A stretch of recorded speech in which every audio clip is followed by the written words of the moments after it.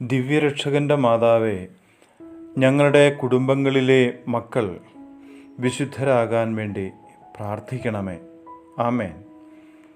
പ്രിയ സഹോദരങ്ങളെ, ഈ നോമ്പുകാലത്ത് ഹെറോദേസിനെ കുറിച്ച് ഒന്ന് ചിന്തിക്കാം. 1.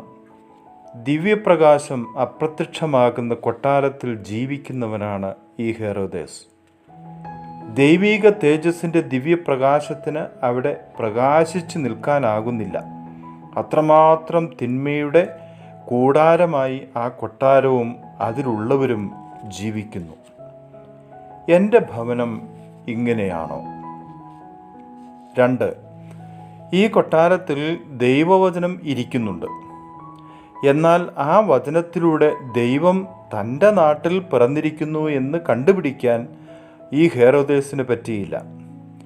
എന്നാൽ കിഴക്കുനിന്ന് എത്തിയ രാജാക്കന്മാർക്ക് ഹെറോദേസിൻ്റെ ഭവനത്തിലെ വചനത്തിലൂടെ ഉണ്ണി പിറന്നത് കണ്ടെത്തുവാൻ സാധിച്ചു എന്നുള്ള കാര്യം നമ്മൾ മനസ്സിലാക്കണം. നമ്മുടെ വീട്ടിലും തിരുവചനമുണ്ട്. അതിൻ്റെ സ്ഥാനം എവിടെയാണ്? ആ വചനത്തിലൂടെ നമ്മൾ ദൈവത്തെ ഇനിയെങ്കിലും കണ്ടെത്തിയോ? അതോ നമ്മുടെ വീട്ടിലെ ഷോക്കേസിലെ വെറും അലങ്കാര വസ്തുവാണോ വിശുദ്ധ ബൈബിൾ? എൻ്റെ ഭവനത്തിൽ തിരുവചനത്തിൻ്റെ സ്ഥാനമെന്ത്? 3.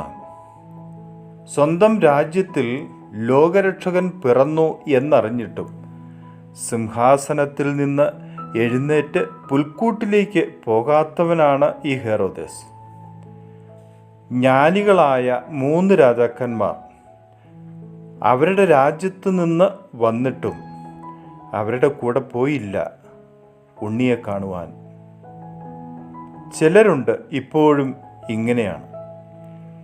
ദേവാലയത്തിൽ ദൈവമുണ്ടെന്നറിഞ്ഞാലും സ്വയം ദൈവം ചമഞ്ഞ് സ്വന്തം വീട്ടിലിരിക്കുന്ന വ്യക്തികൾ. എൻ്റെ ഭവനത്തിൽ ഇങ്ങനെ ആരെങ്കിലും ഉണ്ടോ? 4.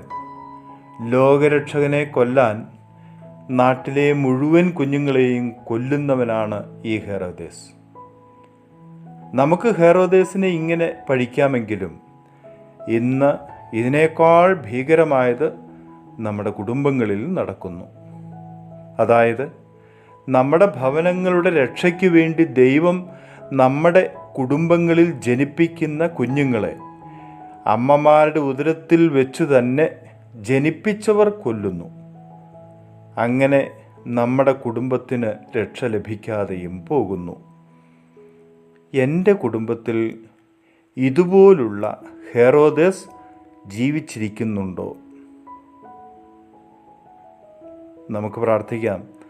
നമ്മുടെ കർത്താവ് ഈശോ മിശിഹായുടെ കൃപയും പിതാവായ ദൈവത്തിൻ്റെ സ്നേഹവും പരിശുദ്ധാത്മാവിൻ്റെ സഹവാസവും നാം എല്ലാവരോടും നമ്മുടെ കുടുംബാംഗങ്ങളോടും കൂടെ ഉണ്ടായിരിക്കട്ടെ, ഇപ്പോഴും എപ്പോഴും എന്നേക്കും.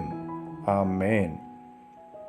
സ്നേഹപൂർവ്വം, ജോണച്ചൻ, പുൽക്കൂട്ടിലേക്ക്.